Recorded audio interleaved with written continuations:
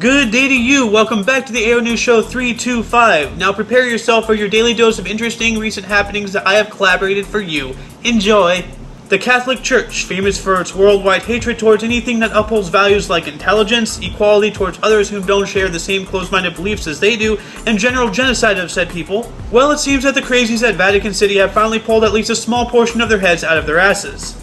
This comes at a price, though, in the form of public relations, and due to mass unpopularity of this extremist group, they are reaching out and somewhat viewing homosexuals as equal human beings. They are allowing homosexuals to join them in their cult to keep numbers up. However, they still don't believe that same-sex loving people have the right to marriage. But there is hope yet for one of the largest mainstream religions of today's world. Quote, are our communities capable of proving that, accepting and valuing their sexual orientation without compromising Catholic doctrine on the family and maternity, end quote. Whatever happened to love thy neighbors? It's funny how religions can pick and choose what teachings to preach. However, the current pope was quoted, quote, who am I to judge, end quote. So at least they have that going for them, which is nice. It's ironic that I'm recording this show on an iPhone because the next story is just for you, sheeple. For those of you stupid and or unlucky enough to now have the newest, overpriced, overhyped, and overall useless piece of eye crap, you may know of how easily it bends by applying slightly more pressure than it takes intelligent people to facepalm at your stupidity. Since you have the money to blow in a world where the US dollar is about to die as the primary world currency, I give you this. For the super low price of only $299, you can get the panel press, brought to you by G-Tool. This vice-like system only requires you to remove the front of your device, which I'm sure voids any form of warranty that Apple always finds a way to squirm from. So instead of spending that $300 on something useful, you can blow it on this to continue straightening up your iCrap stick until it eventually breaks. Because if you know physics, face it, if you can bend it that easily, eventually it will break, then you're down by what, $1,000? You can buy a car for that. But whatever, as long as you're not using your cash to wipe, at least the exploiters running Apple can. Now, even though I am a registered Republican, I can say I'm not nearly half as stupid as most of the loathsome individuals in this party. With that said, I'm taking the high road with this next story. Michelle Obama. Guys, just listen. Yes, the Obama administration has been a virus on United States politics, what with the vice president being old enough to remember when half this country was still a frontier, and also known to have a very PR-unfriendly mouth.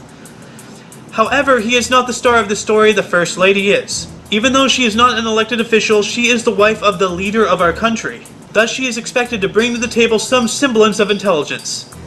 Sadly, our expectations, like with everything else we expected her husband to do, will be disappointed. While she was supporting U.S. Senate candidate Bob Barley, she was not once, not twice, but 7 times mispronounced his last name as Bailey.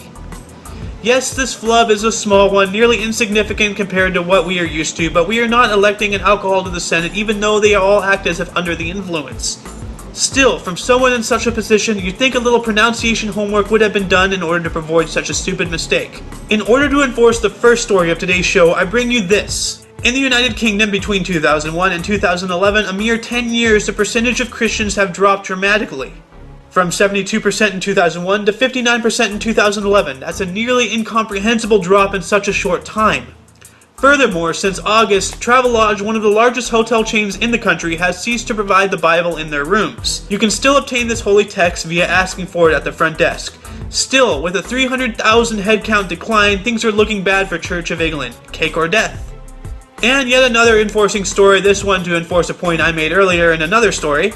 The death of the US dollar as the primary world currency. A 3-year agreement has been signed between Russia and China involving a valued 25 billion US dollar value swap deal between the ruble and the yuan. By using local currencies, trade between these two countries will increase in speed, thus causing the value to increase. Don't ask me how, I don't know economics. On top of this, the two countries are ceasing economic trade with Western capital markets due to the sanctions acted against them. With the current trade value at 90 billion, this stimulant is expected to cause these numbers to reach 100 billion by 2015 and 200 billion within the next 6 years. Today from the past. In 1983, Ameritech Mobile Communications, now known as AT&T, launched the first U.S. cellular network in Chicago. In 1943, during World War II, the new government of Italy sided with the Allies and declared war on Germany. In 1918, Mehmet Talat Pasha and the Young Turk Ministry resigned and signed an armistice ending Ottoman participation in World War I. In 1892, Edward Emerson Bernard discovered D-1892-T1, the first comet discovered via photographic means. In 1884, Greenwich in London, England, was established as the Universal Time Meridian of Longitude. In 1843, in New York City, Henry Jones and 11 others founded B'nai B'rith, now the oldest Jewish service organization in the world. In 1792, in Washington, D.C., the cornerstone of the United States Executive Mansion, now known as the White House, was laid. In 1773, the Whirlpool Galaxy was discovered by Charles Messier. And in 1582, due to the implementation of the Gregorian calendar, today did not exist in Italy, Poland, Portugal, or Spain. Births: Margaret Thatcher, 1925. Deaths: no one of any significance. Geek News. Resident Evil. Just the uttering of that title makes gamers of my generation's skin crawl.